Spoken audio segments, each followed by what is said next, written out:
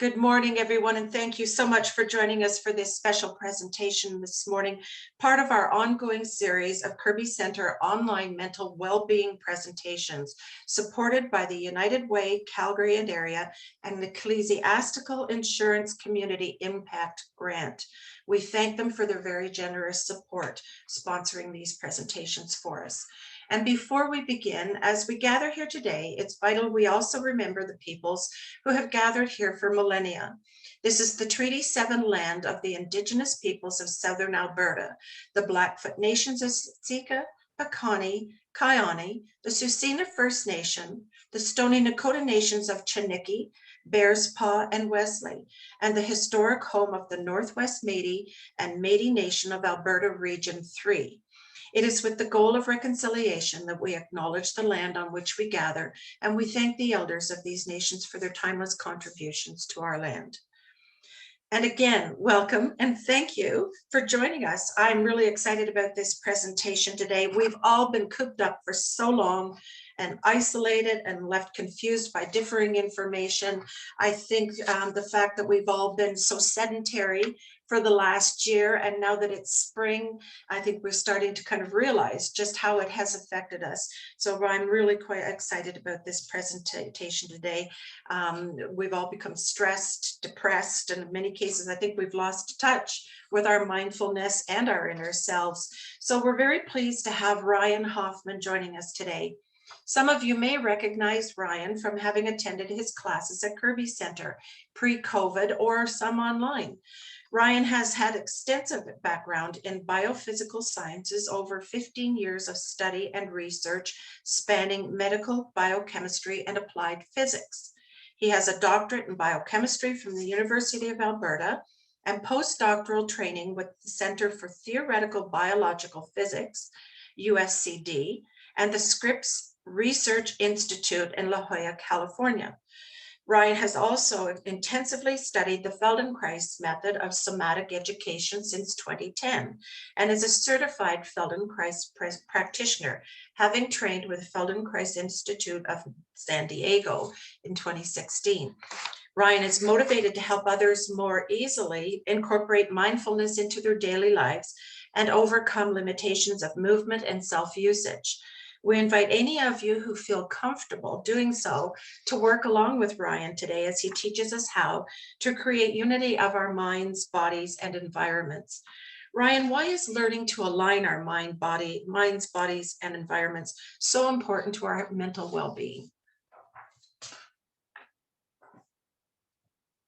Thank you, Colleen, for that glowing introduction, thorough introduction. Again, my name is Ryan Hoffman. I use masculine pronouns, and I was born a settler here on Treaty 7 territory. It's nice to have this chance to talk about things that I think I've got some understanding of. In this context, mental health, an area that I don't at all consider myself an expert in, and that I find humbling in terms of its importance to our society, its relevance to our day-to-day life. So I thank you for humoring the idea that a PhD in biochemistry and a person certified in Feldenkrais method has something at all to say about mental health. And I hope to dignify your interest. Colleen didn't accurately mention my educational background and privilege, but like I said, what this actually has to do with mental health will be something I think more for the audience to determine, and we can. If you'll kind of pause that overarching question for a few minutes, it is one of the main things that I'm hoping to address. So what is in this talk is hopefully no contradictions of known science or biomedicine. I'm not trying to introduce anything radical or alternative. I'm going to try to explain the relationship between what I teach as what I've been teaching since 2016 and how it relates to functioning. And in terms of the connections to mental health, habit modification is one of the obvious connections between what I help people with and mental health. So we can think about habit modification maybe as an overarching context, but improving functioning, I think, and self-efficacy is also obviously a little bit relevant. And then, of course, we're going to actually have an opportunity to do some actual sample lessons so we can get a clearer first-hand knowledge of what I'm talking about. So what's not in this talk is a good definition of mental health. I'm not a mental health professional, and you'll hopefully have some idea of how what I do abuse mental health or supports it. I also am not going to review any of the existing evidence for this learning strategy or the benefits of it. There's a number of reasons for it, but I'm comfortable saying that there isn't very good scientific evidence for this school of movement learning, or really any school of any kind of learning. It's difficult to furnish high quality science of the kind that I'm used to generating in the context of biochemistry. And there's a lot of reasons for that we can also get into for discussion. But just so you know, I'm not going to provide some kind of scientific proof that what I do is the best thing. Rather, I'm going to borrow from my substantial educational experience and privilege to talk about biological functions in a way that you probably haven't heard about before. And when we get clearer as to what we're talking about when we specify the word function, I think a lot of benefits result, because our culture seems to be using this word a lot in a lot of different contexts.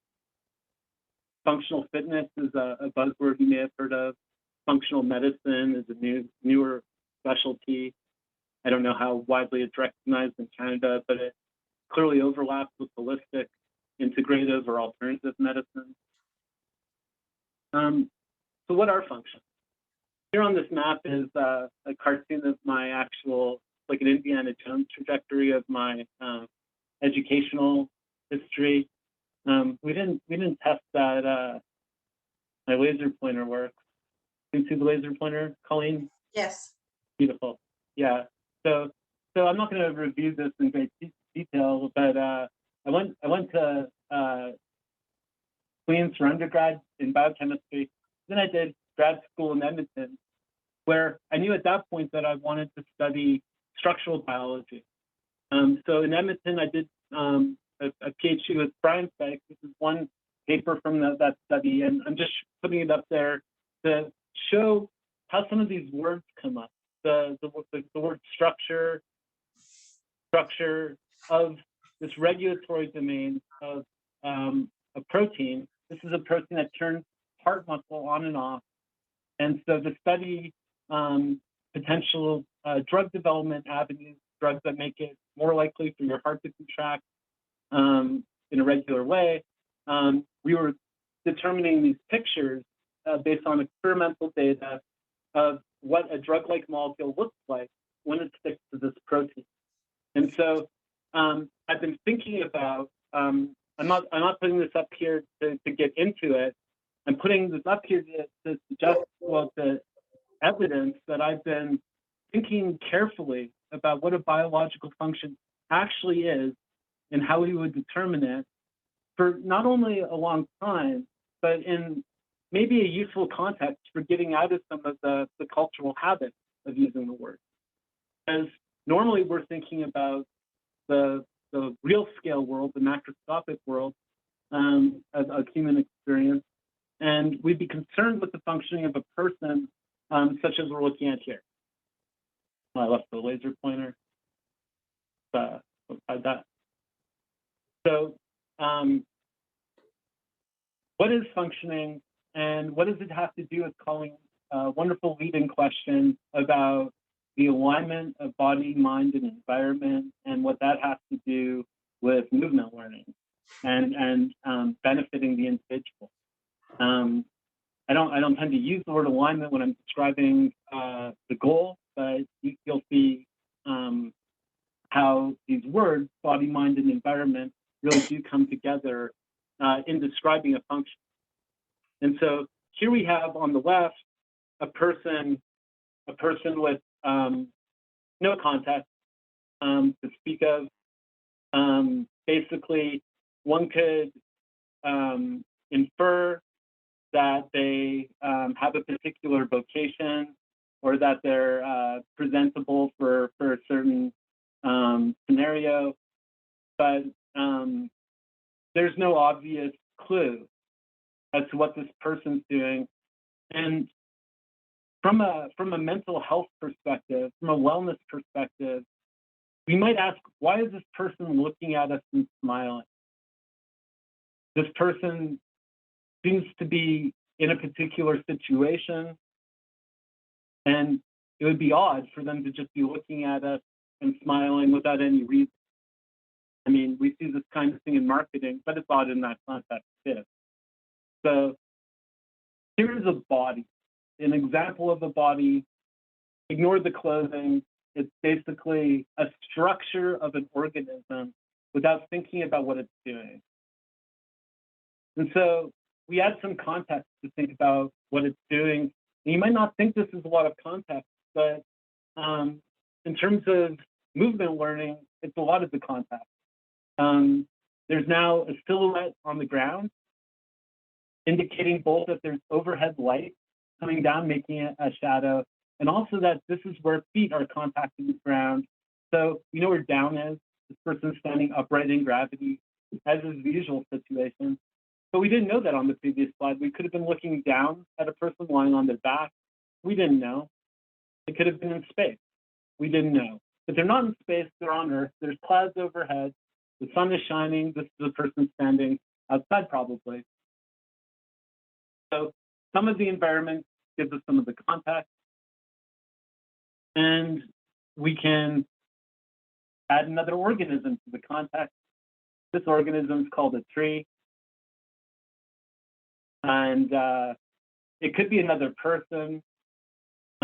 We wouldn't think of it as a social context if the person was in the same room as a tree, at least not in our culture. We wouldn't say the tree has a mind, but the two organisms are sharing a space together. Now maybe there's more purpose or context for this person to be looking at us, smiling, although we're still not quite sure, I would say, from the scenario. We need to complete it with some idea of the task that's connecting the person and their context. So now in terms of the matter, you could say, we've completely described what's going on. There's a person watering a tree outside on Earth. So that's the context. And from the mental health perspective, this is no longer an inane, pointless smile. This person's now, we're not sure exactly why this person is in the state that they're in. We don't know what it feels like to be on the inside of this person. But looking objectively, looking from the outside, we can tell stories. We can contrive scenarios where this person's simply happy to be watering the tree, is maybe they're not watering the tree, maybe they're killing the tree and they're happy to be doing that. We can imagine different scenarios, but the point's that at least we know what we're talking about now once we've specified all this context objectively. But we're still missing a part of the picture. We've got a body in an environment, or two bodies if you want to count the tree, but we don't have an understanding of this person's motive, this person's actual firsthand subjective experience, something incredibly important for having meaningful lives, something which is often left out of the scientific narrative because it's still very difficult to describe what it's like to be on the inside. So we draw that with the thought bubble. And now I would say we've got the unified picture that Colleen was alluding to. Now we've got, whether or not this person's aware of it, we've got all the parts aligned from the perspective of being mapped, at least. We've got them visualized.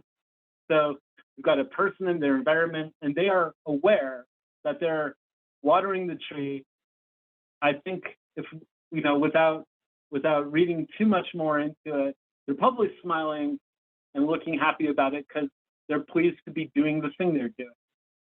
They realize that they're accomplishing a task and they're happy to be doing it.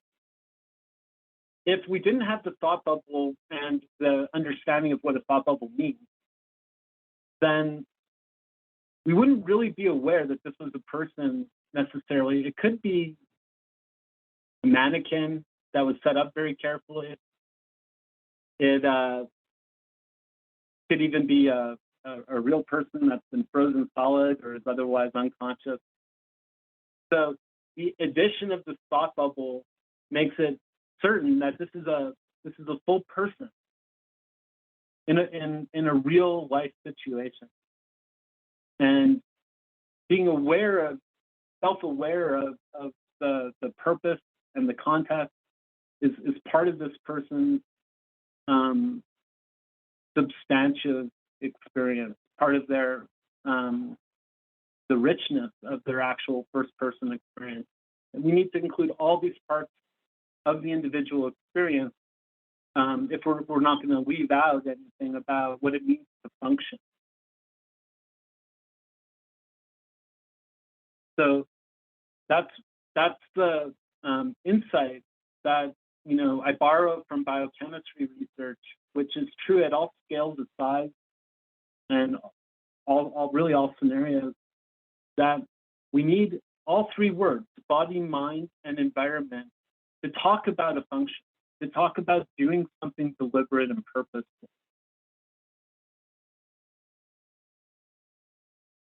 Now, like I said, I'm not an expert in mental health, and I'm going to leave it to the room to think about self-efficacy or autonomy or being able to take purposeful actions in a social context as elements, corollaries, important factors for this thing called mental health in our culture.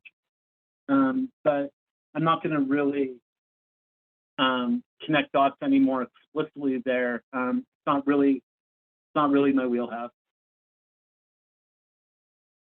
Backing up a little bit, once we added enough context that there was a shadow on the ground, that the existence of the ground and gravitational forces, with the existence of overhead lighting so that the shadow could be observed, that all these environmental cues were included in the functional context. This is the lead-in for how movement learning is going to relate to the ability of an individual to accomplish functions easily and without compromising their comfort.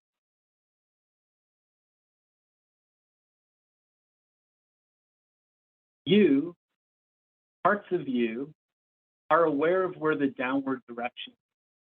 And it's one of these everyday profound facts that we don't get pulled down, we don't feel a sense of being pulled down by all the matter around us.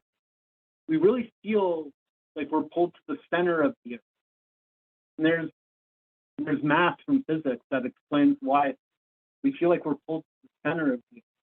But it's a profound thing that bottoms of your feet in contacting the ground increase the pressure with the ground, and they tell you something about where your feet are, where the rest of you is.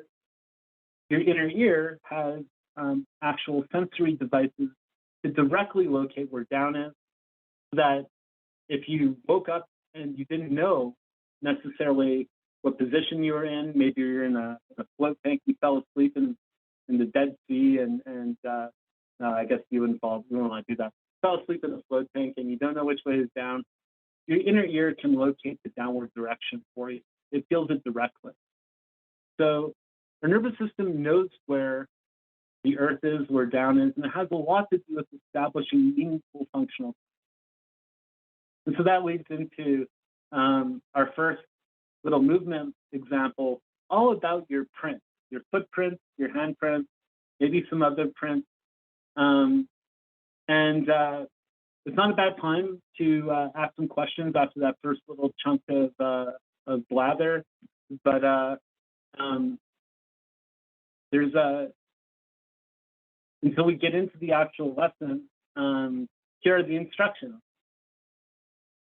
I'm going to ask you to do simple things. They're going to be almost entirely movement instructions, although the thing moving might be your attention instead of doing an explicit movement. When you get an instruction and you think about how to do it, when you start to do the instruction, make sure you do the minimal effort. Put down that hardworking, mature part of yourself and pick up a sneaky, lazy part of yourself. And if you didn't have one, try to cultivate one for a few minutes. Try to do the least effortful thing to follow an instruction, even if you think it might be cheating. Don't worry about it. It's not like we're going to repeat something over and over and accumulate benefits from repeating it. Just like if I put you in front of the chalkboard and I ask you to write out 1 + 1 = 2, you copy that out another 100 times, you're not learning any arithmetic. And in the same way, if you do a movement over and over again the same way, then you're not learning anything.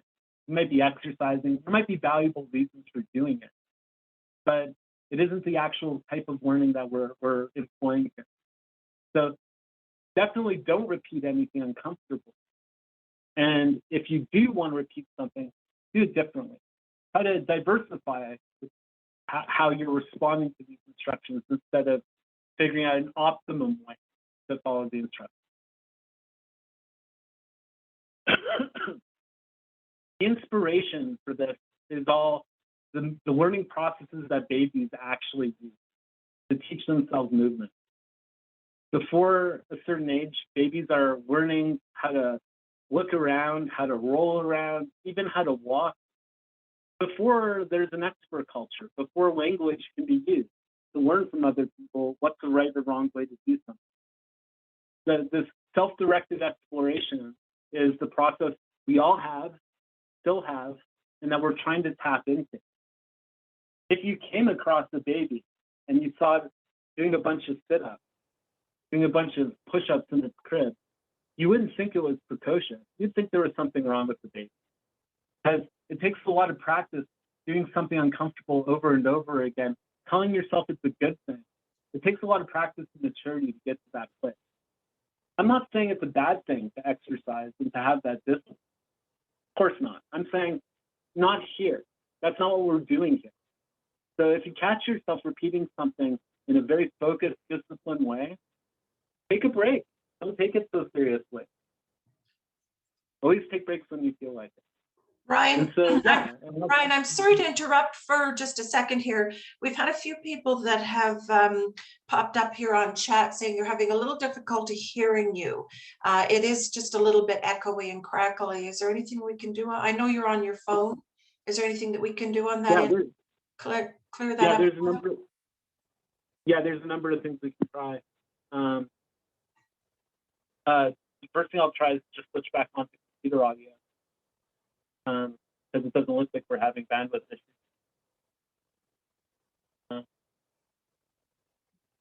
Thank you, everyone, for asking.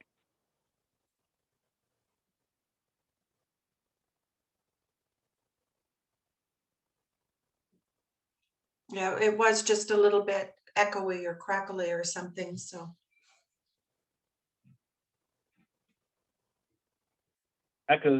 Echoes we can definitely do without.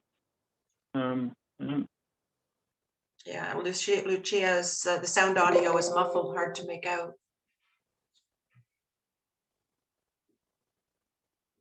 Don't want to disrupt your presentation.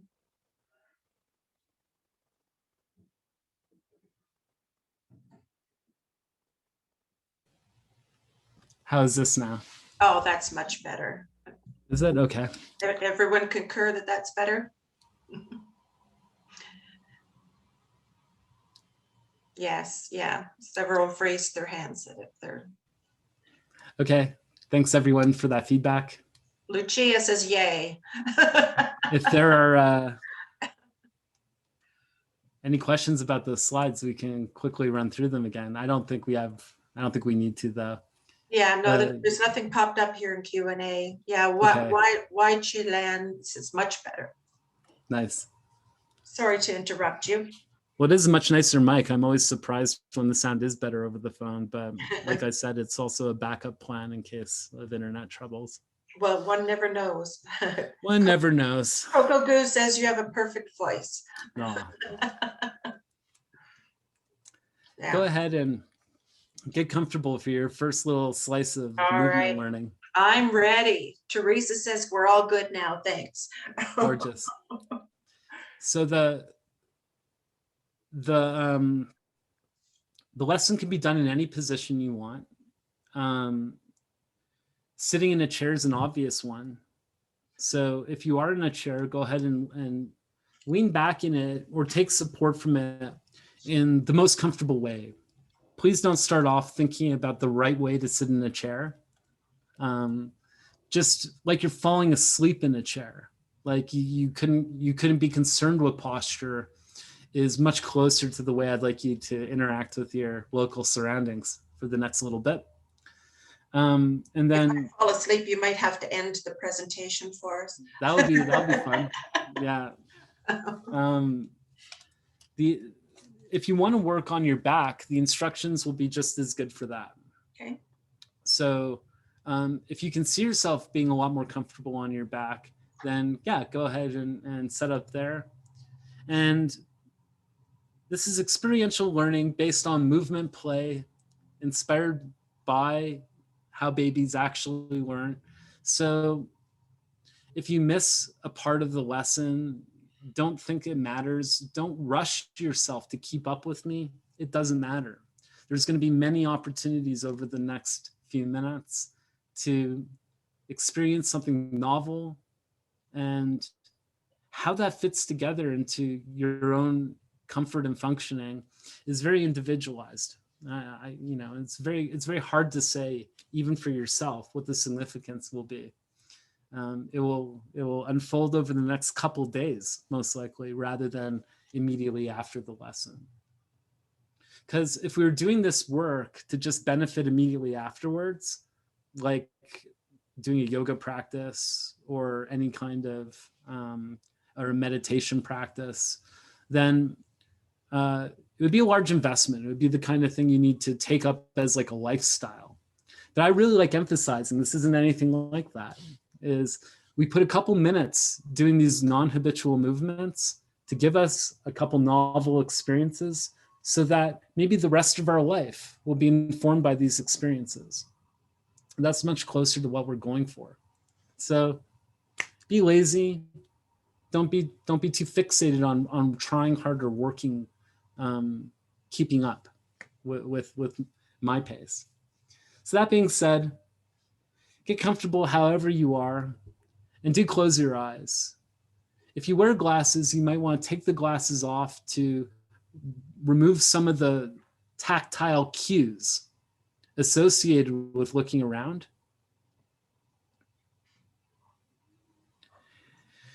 Very useful in this context to close your eyes because there's such a large source of information about the world.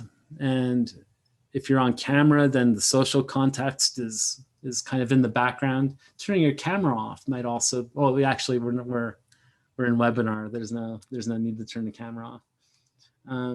But pay attention to how you're actually interacting in gravity with your local situation. Let your attention go onto your right footprint. Don't worry if you're left-handed. Just think about your right footprint.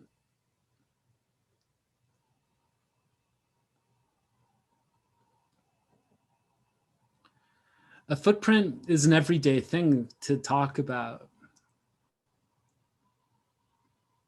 But if you can clearly visualize your footprint, then you have what Colleen was alluding to, an alignment of your mind, your body, and your local environment. You can't have a footprint without a foot. You can't have a footprint without a floor and a gravitational field. And you can't have a footprint, you can't be aware of your footprint without a mind. So when you put your attention on what your footprint would actually look like, what it actually feels like, the surface that your foot makes as it interacts with the floor, then you're in touch with this goal condition of understanding how you actually are right now.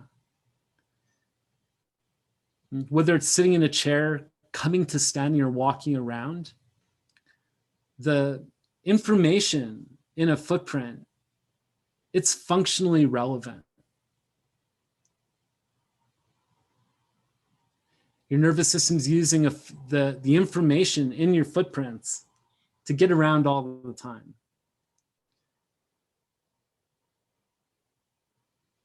It's very helpful that we're not aware of this stuff all the time. And the goal of Feldenkrais method isn't to increase our awareness so that we're always thinking about our footprints.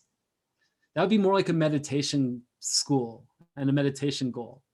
We're going to spend a few minutes thinking about our footprints to try to enrich our nervous system's understanding of the situation so that we can stop thinking about our footprints the rest of the time.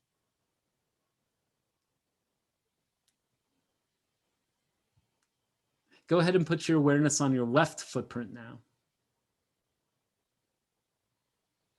And just notice the secondary effects.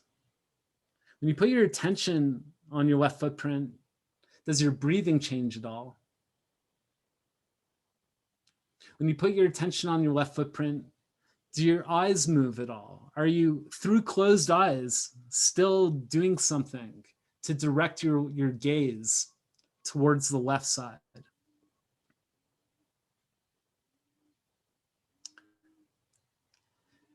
Maybe alternate. Look at the right foot again. In your mind's eye, look at the right footprint. And even though your eyes are closed, you probably actually direct your eyes towards the right foot. Maybe you notice your breathing stopping for a moment or becoming a little shifted as your attention shifts. In these classes, we're always trying to do the easiest thing possible. Sometimes we'll have to be careful and go slowly in order to find the easiest thing because of the force of habit. Habit will make it so that we think we need to do many things often to accomplish one simple thing. See what it's like to direct your eyes towards the tip of your nose while you think about your right footprint.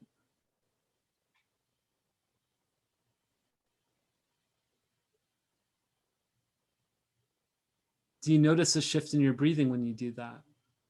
If you do, take a break. Maybe open your eyes, look around. Definitely stop thinking about your footprints. Maybe move your feet. And then try the whole thing again. Close your eyes. Look somewhere along your center line and forward or up, like the tip of your nose. Maybe between your eyebrows if you want. And then try to visualize your right footprint while you do that. Try to feel how the right foot is contacting the floor.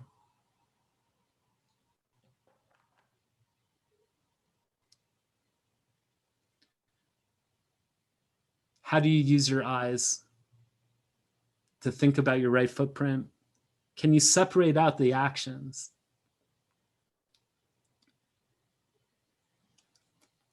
And take a break thinking about the eyes. The habitual movements of the eyes are, well, they're very deep habits. We want to playfully diversify our habits. We're not interested in just contradicting them all the time.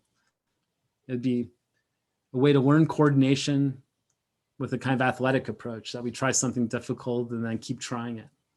But in these classes, we're not trying to do that. We're finding easy, lazy ways to diversify our experiences.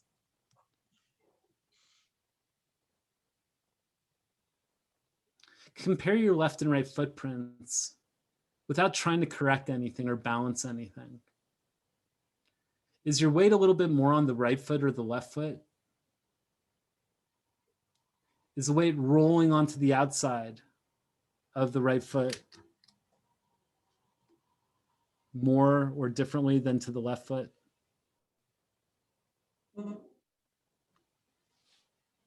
If you notice a difference between your left and right sides, do not try to correct it.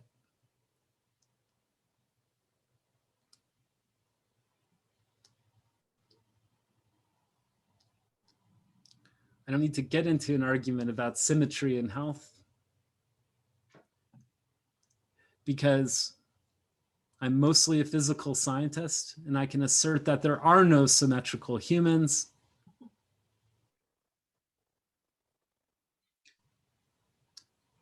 And so knowing that there are differences between your left and right sides,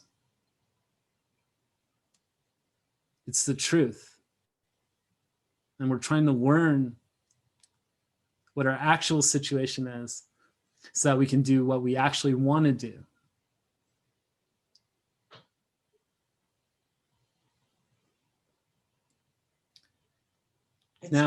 It's not unusual that my left foot would feel bigger and higher than my right foot then?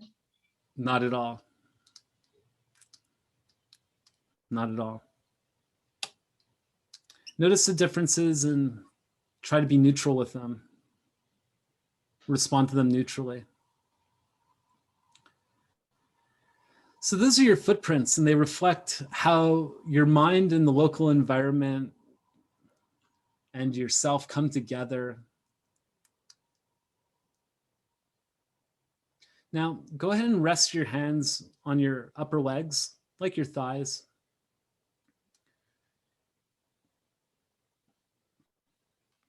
If you're on your back, you can have your knees bent and your feet standing, the bottom of your feet in contact with the floor,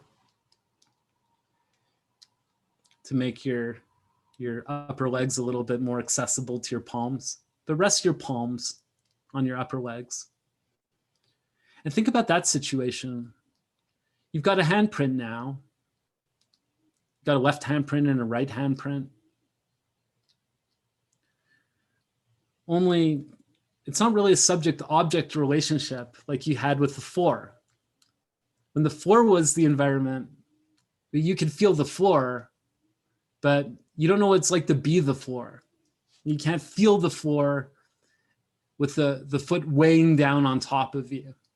Whereas when your hand's on your upper leg like this, then you can switch between the observer role, well, the locations of the observers. You can be your hand resting on the ground, and you can feel how the surface of your upper leg is a support that the hand is resting on. You can visualize the handprint as told by the hand. But then you can also switch into the opposite perspective. You can imagine what it's like. Well, you can actually directly feel what it's like to be the upper leg with the weight of the hand pressing down from on top. And you can tell the story of the handprint entirely from the information that the leg is providing. So do a little bit of that. Feel the right hand resting on the right upper leg. And then feel the right upper leg being pressed upon.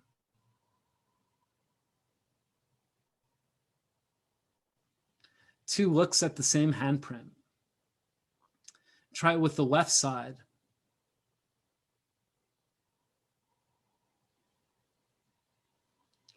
See if you can pay attention to these parts of yourself without changing your breathing.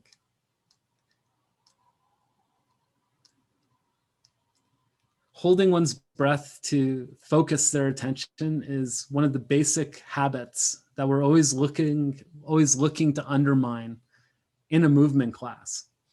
It's not like it can go away in everyday life, but we're looking for these very easy experiences, and holding the breath to concentrate doesn't make it easier as much as we come by it naturally. It doesn't actually support the activity we're interested in.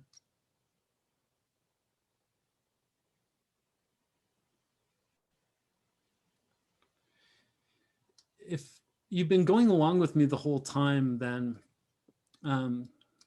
it's been a while that you've been paying attention to my words. So tune out for a moment.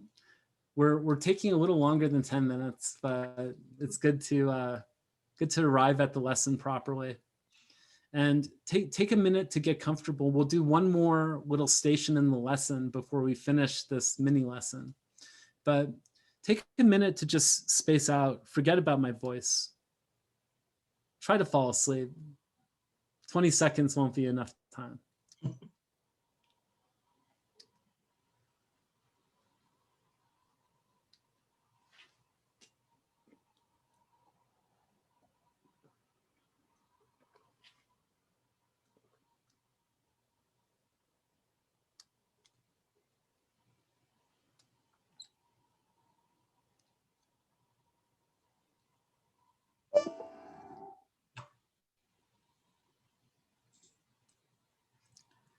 When you're ready to play with this a little bit more, then do the round trip of finding the right footprint, the left footprint,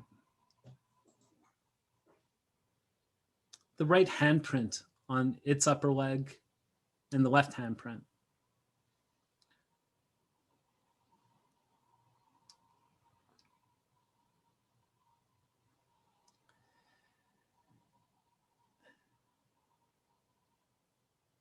And then take a minute to find, where is your head in space? Is your right ear closer to your right shoulder than the left ear to its shoulder? If you looked at yourself from overhead, where is your head with respect to the whole torso? See if you can visualize where the head is over the rest of yourself without correcting anything. It can be challenging.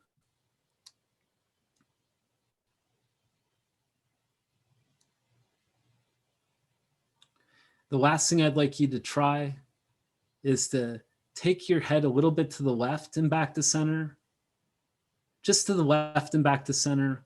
Not far. Make sure you're not stretching. You're not exploring how far you can go. Totally not the point. Take your head to the left and back to center. See how it changes your handprints. And if you notice something interesting there, then see how it changes your footprints. If you don't notice a change, then that's a moment of learning. And I will frequently suggest things that are below the ability of most people to perceive, so that you can ask yourself questions and get no's. I say below the ability to perceive as if I know what the situation is. I should back up. I don't know what your situation is, like ever. I don't have that thought bubble. So I'm going to suggest things that you might notice. And it's very much like I'm a tour guide on a nature trail, pointing in directions and saying, look over there. Do you see something? And you do or you don't. Either way, you've learned something. Try not to take what I'm suggesting as goals for you to experience. You're already doing the work by just paying attention to yourself diplomatically, compassionately. See what it's like now to take your head to the right a little bit and back to center. Does it communicate into your hands differently? If it does, that's interesting. If it doesn't, that's interesting. And after you've checked out how your handprints respond to the movement of your head, ask yourself again, do I feel a change in my footprints?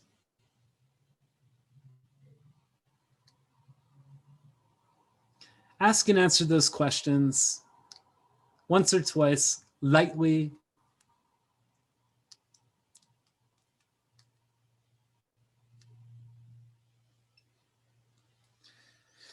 and quit, end the lesson. Perfectly good time to get up and walk around a little bit if you feel like, especially if you can continue to hear. And we'll do another little slice of this. So if you have really specific questions about your experience in that session, then maybe pausing on that until a little later is a good idea. But you might have some kind of overarching process questions, like what's this for? Or I don't know, you might have some general questions that we can still address before we move a little bit forward. Is this something that you would practice then at various times throughout the day to build your consciousness of it?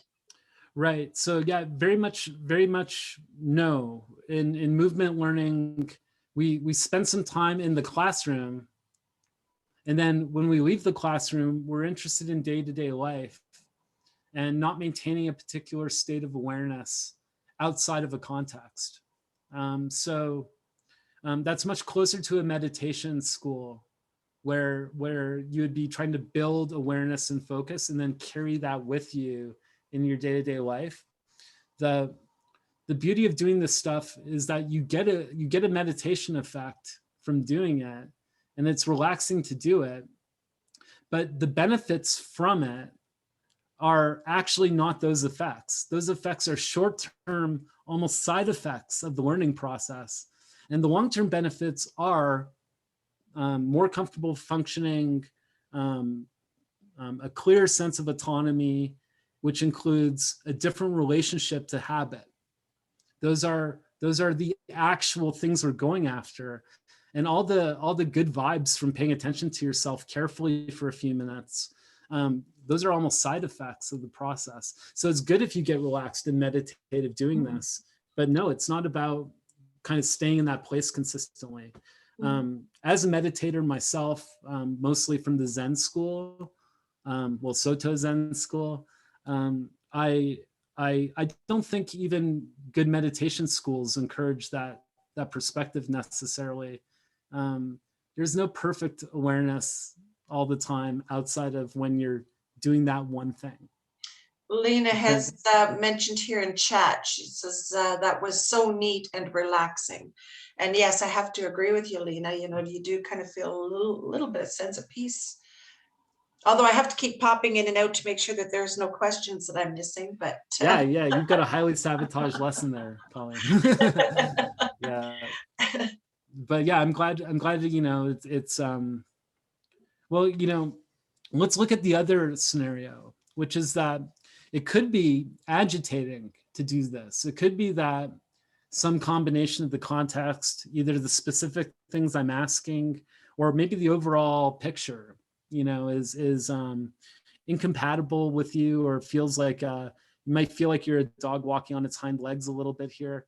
And if that's a situation, then it doesn't change the instructions. Try to make the minimal effort and don't repeat anything unpleasant.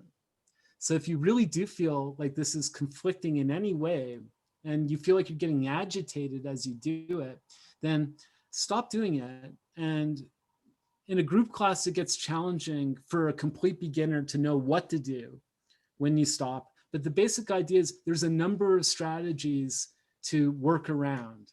One of them is working in visualization space, so that if you have pain associated with the movement, you can visualize doing the movement, and you're actually training the same sensory motor learning as if you explicitly do the movement. Sounds magical, but it isn't. It's completely consistent with... Lena further suggested here that I think it would be great to do this in the evening as a way to get relaxed and ready for going to sleep. And Wendy said she found it so relaxing she almost had a mini nap. Come for the movement learning and stay for the naps is one of the mottos. That's one of the mottos. There you go. But I do think we'll see a little bit more what I mean by this. But I think using these lessons for the purpose of falling asleep is kind of like a desperate measure. Like I've done it myself when I'm very uncomfortable, but I try not to do it habitually. because the whole point of this stuff is that it's a way of undermining the force of habit. If we start ritualistically repeating these things and trying to continuously go back to the same relaxed state, we might build a nice self-care ritual, but we're gonna lose some of the potency of these lessons to dislodge us from our habits, to actually help us do different things with ourselves.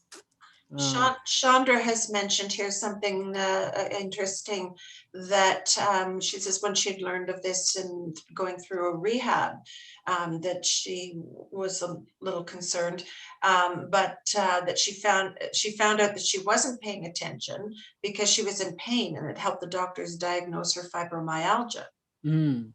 Excellent. So do we have a next step to this? We have much we can do. Okay. Yeah.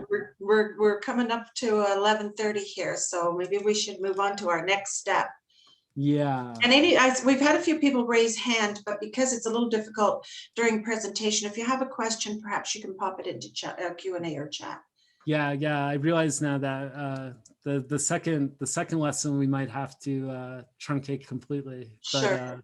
Well, I think what we can do is we'll go through and give people a snapshot, and then that gives opportunity for them to know if they would like to be able to pursue further with you, or maybe look into the classes that you're doing at Kerby. Exactly. Yeah. And yeah, there's lots of ways to find similar things. But like I said, we need all three of these things: mind, body, and environment, to talk about purposeful actions, to talk about function. And I'd like to take a moment to zoom in on this thought bubble, because that's really where the meat of movement learning as a long-term beneficial thing is that not all aspects of our self-picture or our functional picture, which includes our surroundings, is accurate. So in this case, the person has quite a clear understanding of clothing choices and the tool. But the details of the tree are all blurred out, and the details of how the water is hitting the tree is all blurred out. These aren't important things to this person. Maybe they don't have any experience studying trees or the like.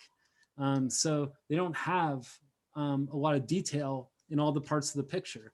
And a chronic pain condition, like I forgot the person's name, but the person with fibromyalgia that became aware of that, that's exactly what's being reflected here, is that parts of your own self can become more blurry compared to other parts of yourself.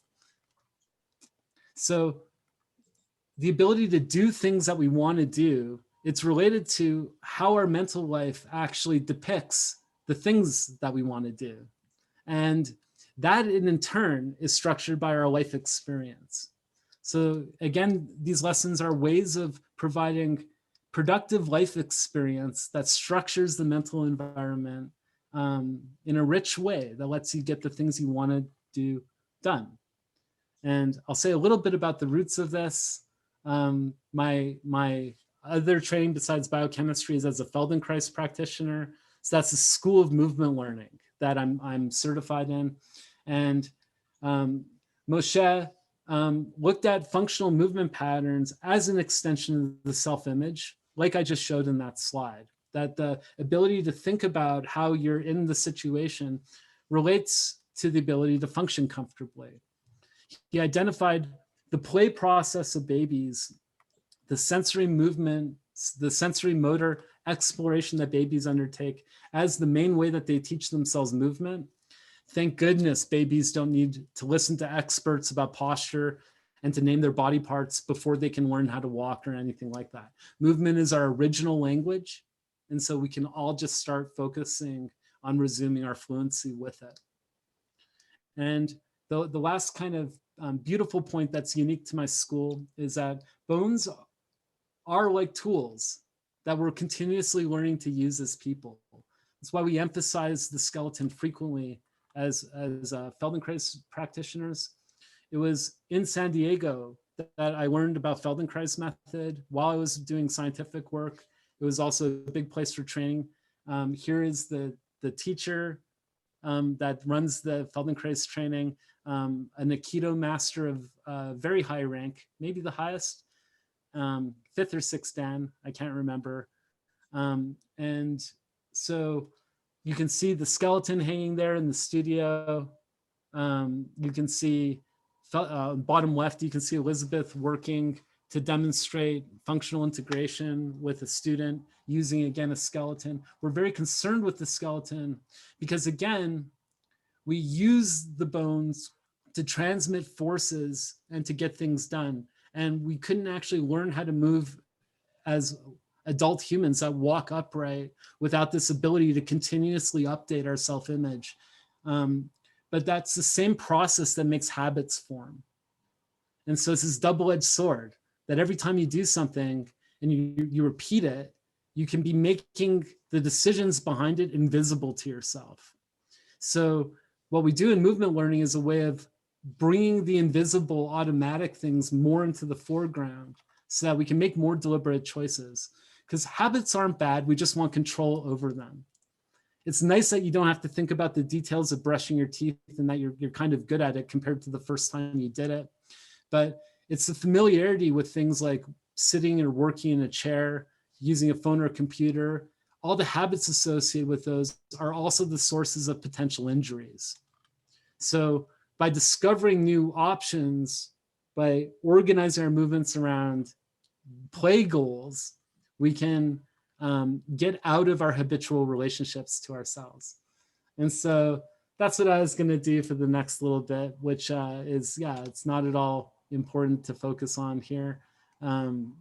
Really 10 minutes is not a full movement learning session anyway. So you'd want something like 30, 40 minutes in a typical group class. But what we were going to do in this session was repeating a lot of the previous things, but then with more direct invocation of the skeleton. Thinking about how when you deliberately move your head around, well, the skeletal features that support that action. When you feel your footprint changing, the skeletal features that make that possible. Because becoming aware of our bones will help us function more comfortably. I've got a couple of questions here for you. If did you want to do a quick snapshot of that skeletal learning? Or I think condensing it any further than 10 minutes would. Okay. Wendy has asked a question that might be relevant there. Do you have anything scheduled with Kerby at this point or coming up in the near future that people could be aware of? Yeah, there's a session scheduled starting. The next session starts next Friday, not this coming Friday, but the Friday of next week. We have a new Kerby session. And the way this has been going is that the Friday lessons are in person or online, depending on what the center is doing. And even when they're in person, we broadcast Zoom classes so people don't need to come to the gymnasium. And then we do repeats on Tuesday morning of that lesson. So if you couldn't catch the Friday afternoon one, you can do a Tuesday morning rebroadcast of the actual recorded lesson. But with me there if you have questions. Well, that's good to know. And anybody that is interested in the sessions can go to the www.kerbycenter.com, education and recreation, to be able to register for those then. Also, a couple of questions here that were asked. BT wanted to know, can holding the breath despite it being natural be an indication of something underlying emotionally? Yes, exactly. And it's the multitasking of breathing. The structures that we breathe with are also used for communicating with other people and for like creating muscle patterns associated with emotional events. So when you've got one structure, one set of structures used for multiple functions, that's a clear example of opportunities for dysfunction from overlapping processes occurring. And I think everybody kind of understands that feeling, you know, when you get that fight or flight sensation in your body and you're tensed up. And so I think that that makes a lot of sense. We've also had here an accolade from, I think, one of your students, Donna Cheney. Oh, yes. And Hi, Donna. she says, this lesson is in the past gave me a wow moment that was life altering. And I continue with this practice of movement learning with Ryan. Thanks to Kerby for having these classes and to Ryan for the somatic learning. So that's great testimonial for you. Thank you, Donna. And Gladja, thanks, Ryan. That Friday is Good Friday before Easter. So will your session still be held? We may have. That's my understanding. Maybe I didn't read the contract well enough. Well, as I said, the best way to determine that is to go to the website.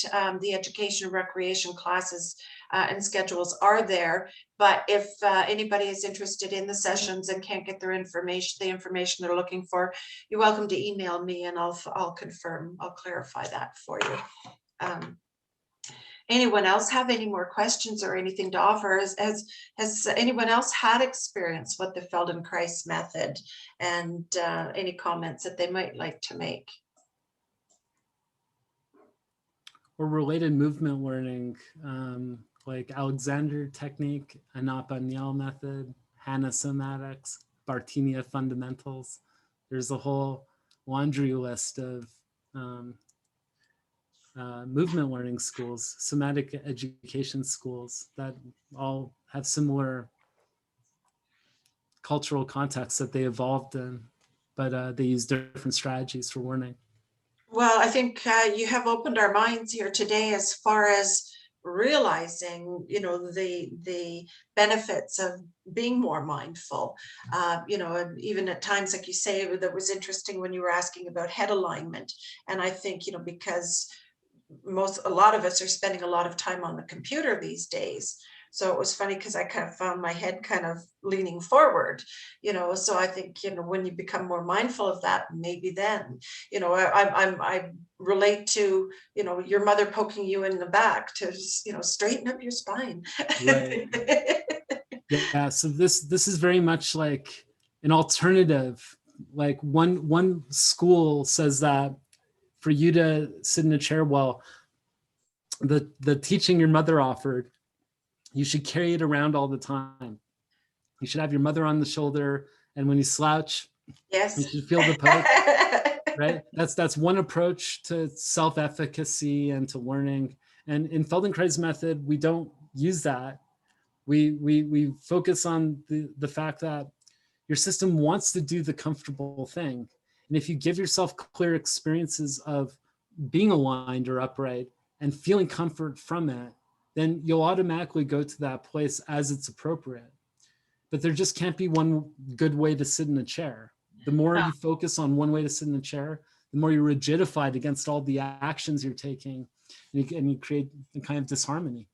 Well, and I think too, for our audience, a lot of, as we get a little older, a lot of us have issues with our feet, and having that balance, that footprint, becomes a little bit more of a challenge. So being more mindful of what's happening with your feet, I think, is a benefit for us. Absolutely. Also, Chandra sounds like she's had quite a bit of experience in the area. She says she's done Alexander, Feldenkrais, and Yin Yoga.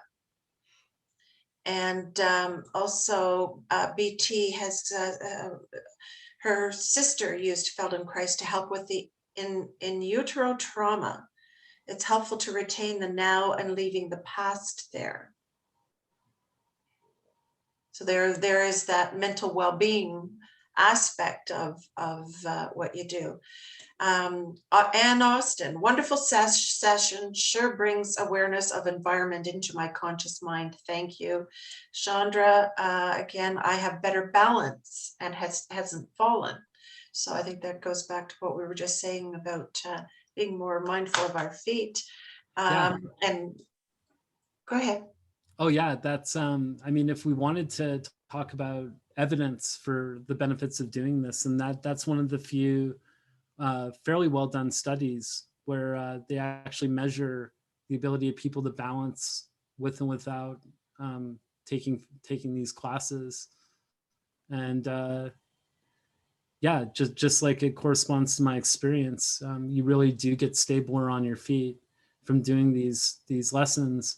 And again, with the benefit coming from the overall educational changes in the person, and no requirement that the person's continuously focusing on what they're doing. That's for me, the most advantageous part of this approach is because we're using the original process that we learned how to move. We don't have to actively think about doing correct movement. We can just build a better sense of what feels good, what's appropriate for the situation. So it's more like a martial art for everyday life. I think, thank you very much. This is very, very enlightening. And I look forward to having an opportunity to pursue it a little further and working with you again in the future. I think there's lots of opportunities there for us. So thank you so much. And I will be in touch with everyone very soon with the link and further information. Thanks so much for joining us today.